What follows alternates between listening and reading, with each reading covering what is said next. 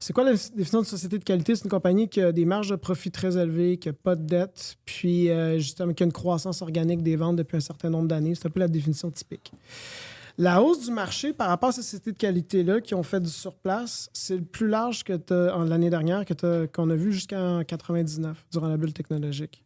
Donc, en ce moment... Tu veux dire le gap, la différence. Non, exactement. Fait, ils ont progressé, mais de manière bien moins élevée que l'ensemble du marché. Fait qu'il y a un gros disconnect entre les deux. Donc, là, je me dis, c'est quand même un marché plus de sélection de titres parce que si le marché chute, qu'est-ce qui va chuter le plus en général? C'est les sociétés que les évaluations sont très élevées. Au clos, genre. Oui, exact. Puis je reviens tantôt à vos deux questions. Si je voulais dire, la clé là-dedans, moi, je pense, c'est d'évaluer l'actif.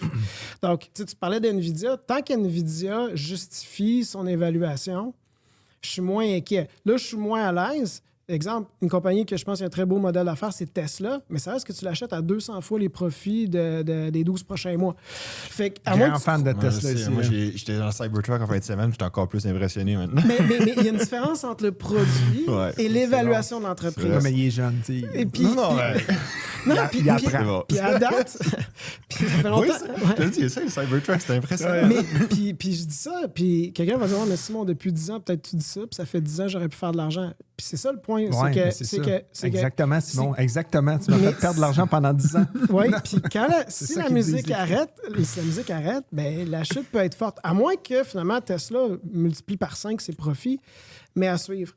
Donc, l'idée, je reviens à la base, fait que dans ta gestion, c'est que pour 2025, est-ce qu'on peut battre l'indice par une sélection? C'est que s'il y a une correction, je pense que les titres surévalués, fait que ces titres de qualité-là, ben, ils ont quand même déjà une décote.